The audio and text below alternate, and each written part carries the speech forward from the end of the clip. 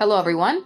Today we will talk about one of the main stumbling blocks for beginner bakers. We will discuss smoothing a cake with cream cheese frosting.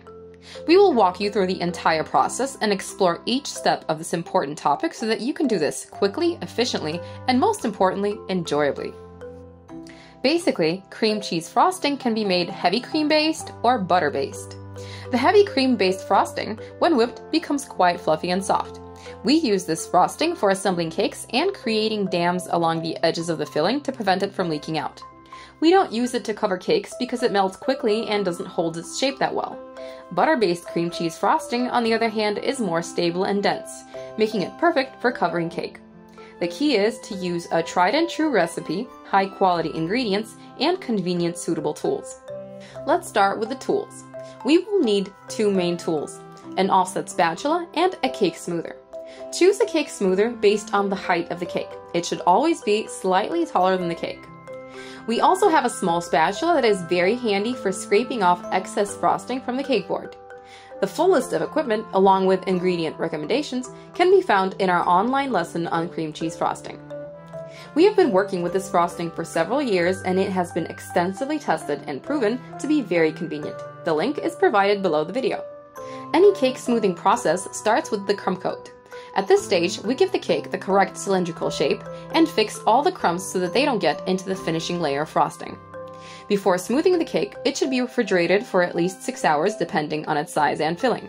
The thickness of the Crumbcoat should not exceed 2 to 3 millimeters. When the Crumbcoat is ready, put the cake in the refrigerator to stabilize for at least 30 minutes. If you don't have time to wait, you can put the cake in the freezer for about 10 minutes. But here's an important nuance. If it's hot and humid in your room, the cake may condense. If this happens, blot the condensation with a paper towel. Otherwise, the finishing frosting won't stick to the cake and will slide off the surface. Crumb coating is a pretty quick process. A professional spends no more than 2 to 3 minutes on a medium-sized cake.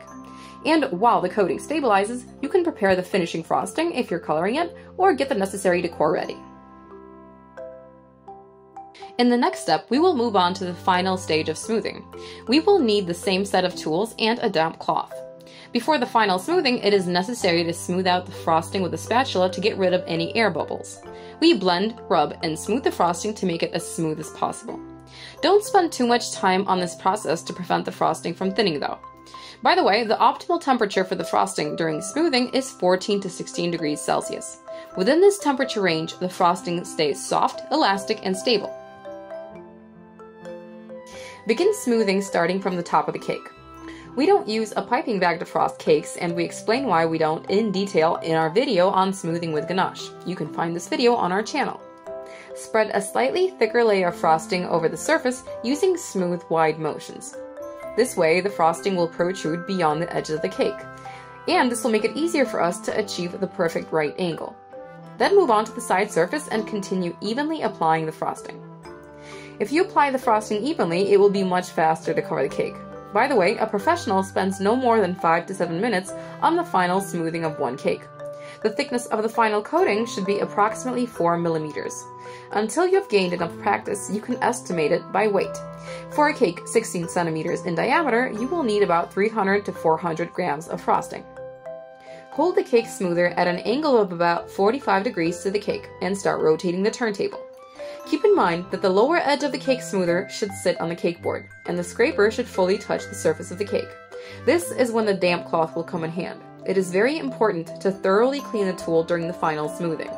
First, remove the excess frosting into a bowl, then wipe the tool with a cloth, and only then continue smoothing. This is necessary if you want a perfect result. Otherwise, the frosting on the cake smoother or spatula will pull away the frosting that's on the cake, and if bubbles appear, an attempt to remove or cover them up will make it even worse. This method isn't much fun, but it has been proven by many beginner cake bakers to work. Now we have achieved smooth sides, but the frosting on the edges has risen higher than the cake. This excess frosting we call the crown. It needs to be carefully smoothed out. This can be done with an offset spatula or cake smoother in either direction, toward or away from yourself. Here everyone chooses their own method. The main point is to smooth towards the center of the cake. At this moment, you can also slightly rotate the turntable so that the offset spatula forms a comma, which will help smooth everything faster. If you happen to see a shortage of frosting somewhere on the cake, or if you press too hard on the offset spatula when removing the crown and now you have a dent in the cake, simply add some frosting to those specific areas and repeat the algorithm. Smooth out the top, go over the sides, and remove the crown. If you're struggling to smooth out the cake quickly and after 10 to 15 minutes you're starting to get nervous, I completely understand you. In this case, put the cake in the refrigerator to allow the frosting to stabilize a bit. Take a break and then return to the process.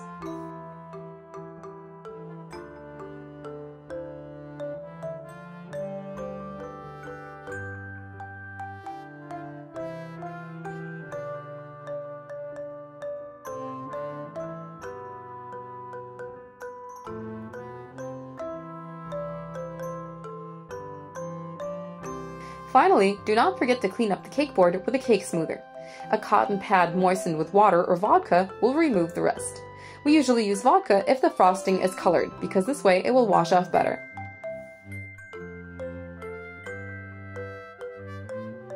Smoothing a cake with cream cheese frosting is a very important skill for every cake baker.